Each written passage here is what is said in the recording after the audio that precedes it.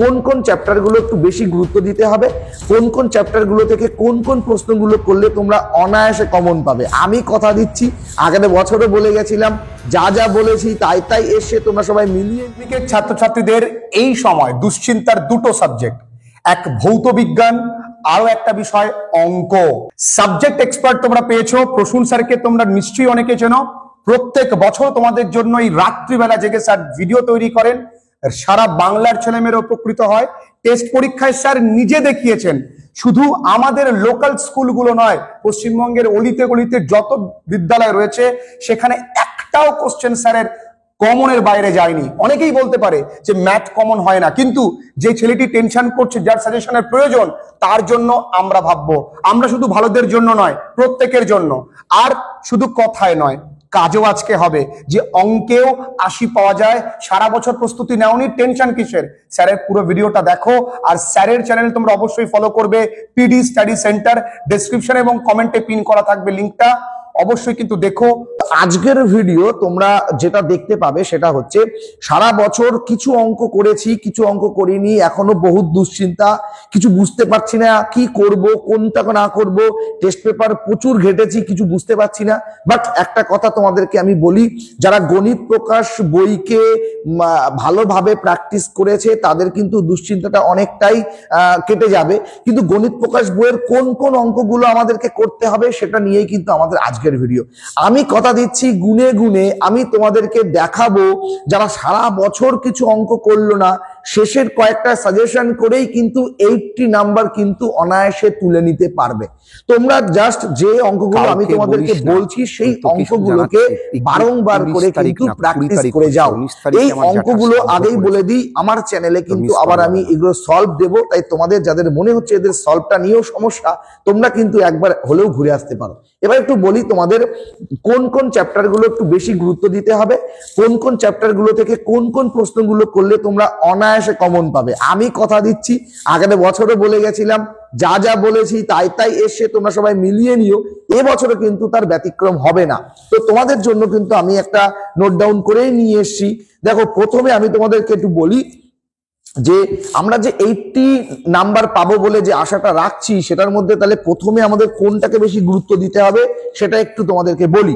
প্রথমে দেখো, তোমরা সবাই জানো দুটো উপপাদ্য থাকবে, সেই দুটো উপপাদ্যের মধ্যে কিন্তু একটা তোমাদেরকে করতে হবে, তার জন্য থাকবে কিন্তু বরাদ্দ নাম্বার হচ্ছে 5।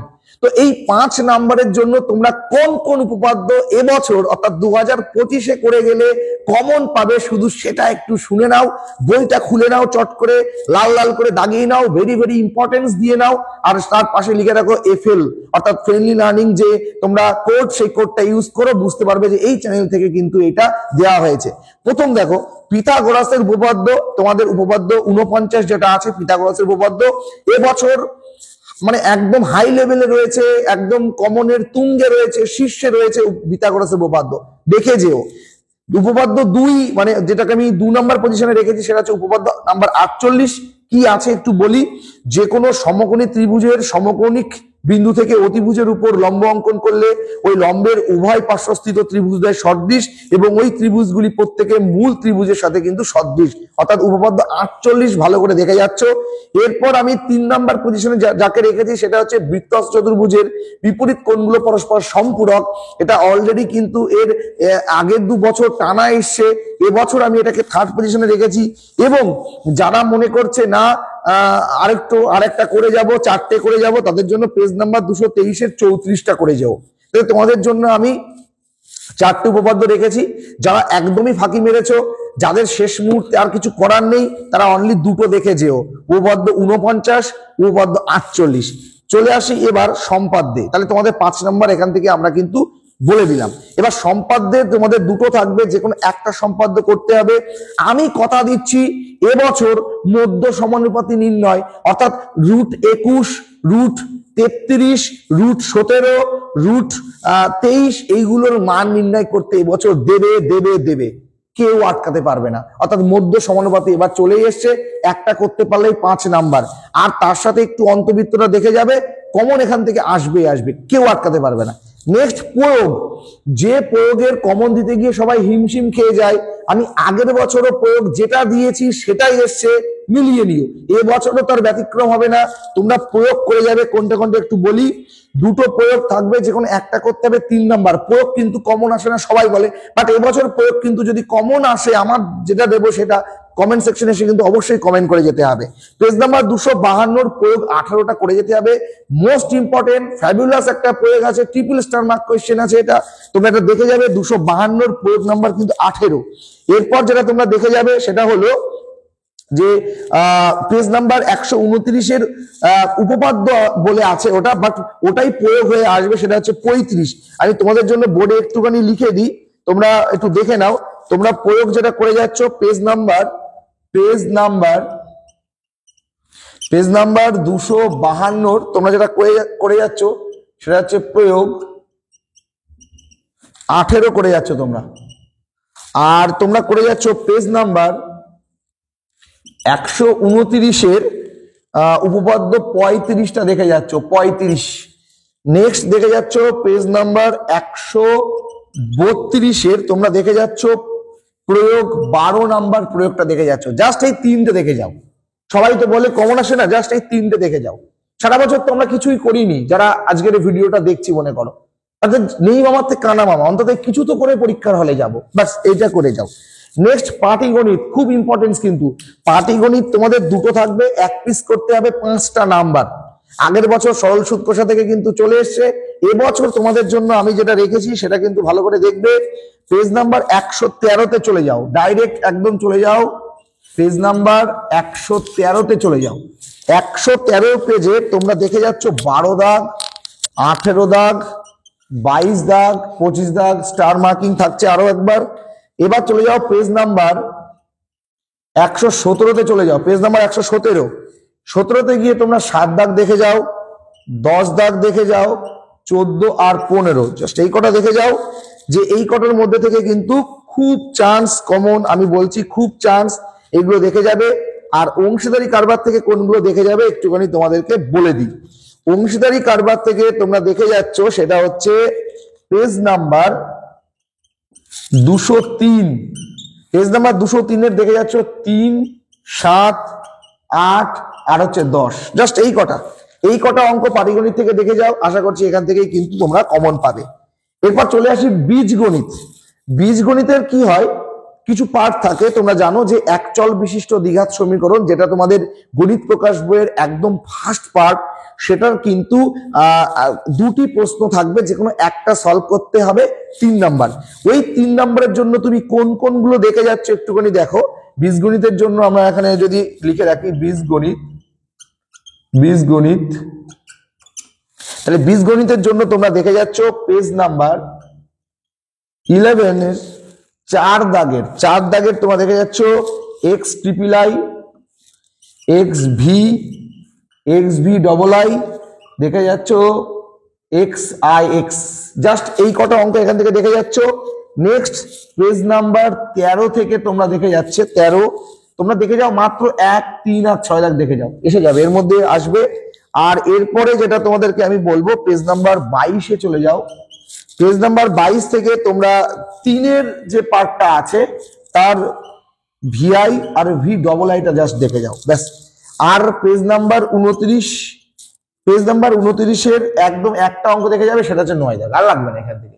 ওই 2 b² = 9ac যে অঙ্কটা ছিল না, ওটা দেখে যাও। যদি ওটা একটা এসে যায়, ব্যাস 3 নাম্বার খতম, আর তোমার কোনো অঙ্ক করতে লাগবে না। বাস এই কটা অঙ্ক তোমরা দেখে যাও বীজগণিত থেকে, তাও 41 দ্বিঘাত সমীকরণ। এবার বলি ভেদ আর দ্বিঘাত করণী। আমি অনুপাত সমানুপাত থেকে কমন দেবো না, ভেদ আর দ্বিঘাত করণী থেকেই দেবো। এরা দুটো চ্যাপ্টার আছে, এখান থেকে কিন্তু দুটি প্রশ্ন আসবে, তোমাকে একটা সলভ করতে হবে, 3 নাম্বার থাকবে কিন্তু, এটা মাথায় রেখো। তোমরা ভেদ থেকে কোন কোনগুলো দেখে যাচ্ছে একবার দেখো। বইটা বের করো, 13 নম্বর অধ্যায়, পেজ নাম্বার তোমাদের 196, 8, 9, 10, 11, ব্যাস। এবার আমি বলে দিচ্ছি, ভেদের লেখা অঙ্ক আসবে। যতই ম্যাথামেটিশিয়ান থাকুক, যেই এক্সামিনার হোক না কেন, এবছর ভেদের যে কটা অঙ্ক আমি তোমাদের বললাম 8, 9, 10, 11 আসবে, এর মধ্যে থেকে আসবে। এবার লেখা অঙ্ক চলে আসবে, আমি বলে দিলাম। এবার 5 লাখ গ্রাম যে অঙ্কটা আছে না, ওটা দেখে যেও, খুব ভালো অঙ্ক। দ্বিঘাত করণী থেকে একটা অঙ্ক দেবো মাত্র, দ্বিঘাত করণী থেকে মাত্র 8 দাগটা করে যাও, 8, আর একটাও লাগবে না। তাহলে দ্বিঘাত করণী আমি এখানে লিখি, যদি দ্বিঘাত করণীর 8 দাগটা দেখে যাবে, এটা হচ্ছে দ্বিঘাত করণী, মনে থাকবে, এটা হচ্ছে দ্বিঘাত করণী। তাহলে দ্বিঘাত করণী থেকে কত দাগ দেখে যাচ্ছ, মাত্র 8 দাগটা দেখে গেলেই তোমার কমপ্লিট হবে। চলো এবার ত্রিকোণমিতিতে আসি। ত্রিকোণমিতিতে কিন্তু 3টি প্রশ্নের মধ্যে 2টো সলভ করতে হবে, 2টো কিন্তু করতে পারলেই কিন্তু 6 নাম্বার আছে। তাহলে তোমরা পেজ নাম্বার চলে যাও, আমি বলছি পেজ নাম্বার 303, পেজ নাম্বার 303 এর 6 এর 4, 7 এর 2, পেজ নাম্বার 311 এর 3 এর 9, 12 আর হচ্ছে 14, মানে IX XII XIV এই কটা দেখে যাও। পেজ নাম্বার 316 5, 7, 8 দেখে যাবে, পেজ নাম্বার 316, পেজ নাম্বার 316 তোমরা দেখে যাচ্ছ 5, 7, 8, 8 স্টার মার্কিং, মানে এটা আরেকবার স্টার, এগুলো তো স্টার আছেই, বাট 8 দাগ আরো স্টার আছে। সেই রুটের মধ্যে যে অঙ্কটা ছিল cos p, ওইটার কিন্তু প্রমাণটা খুব ইম্পর্টেন্ট অঙ্ক, 8 দাগ দেখে যাবে। এবার চলে আসি হাইট অ্যান্ড ডিস্টেন্স।